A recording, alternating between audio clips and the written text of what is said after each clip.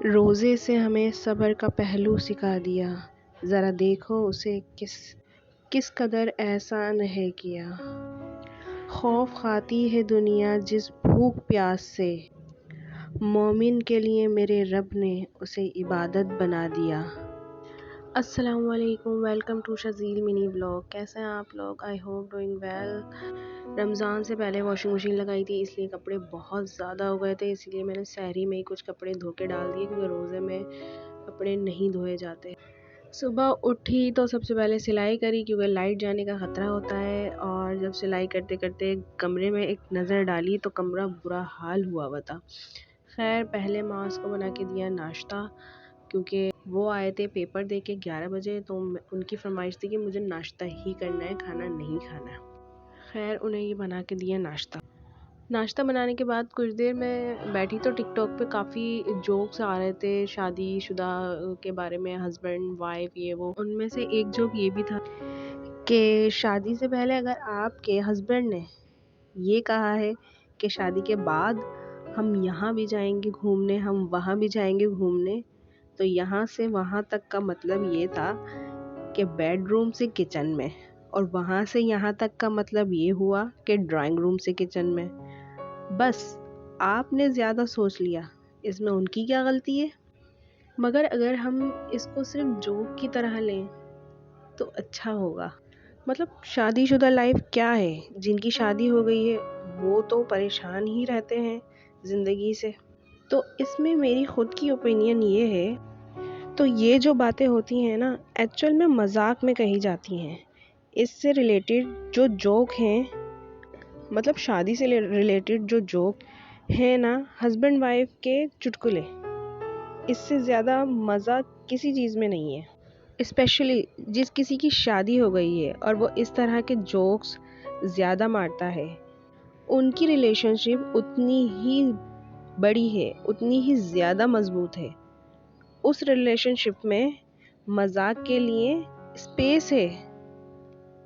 इसका मतलब ये हुआ कि रिलेशनशिप अच्छी है। और तमाम दुनिया को लगता है, ख़ासकर जिनकी शादी नहीं हुई है, कि शादी से रिलेटेड लोग इतना मजाक उड़ाते हैं, इतना मजाक करते हैं, तो सबके सब दुखी होंगे। जबकि जब इंसान दुखी होता है तो वो मजाक नहीं करता, उसको मजाक तंग करता है, उसको मजाक बुरा लगता है। तो जैसा आप सोच रहे हैं एग्जैक्ट उसके उल्टा ही होता है। मगर ये बातें कौन समझ सकता है? हाँ, जिनकी शादी हो गई है वो ज़रूर समझ जाएंगे ये बातें। ज़िंदगी एक सफ़र का नाम है। ये आप पर डिपेंड करता है कि आप उस सफ़र को कैसे तय करते हो। दौड़ तो सब में लगी हुई है, भाग तो सभी रहे हैं। उतार चढ़ाव ज़िंदगी में आते रहेंगे। कभी हार्ट बीट देखी है? तो जब तक वो ऊपर नीचे होती रहती है, आप जिंदा हो। सीधी लाइन आ गई, यू नो मोर। तो जिंदगी ये है, ऊपर नीचे ऊपर नीचे।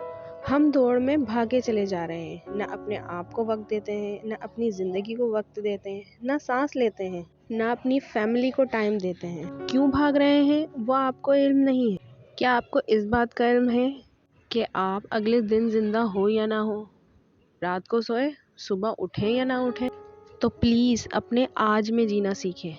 जिनकी शादी हो गई है वो कुंवारों को देख के परेशान है, और जो कुंवारे हैं वो शादीशुदा लाइफ को देख के परेशान है।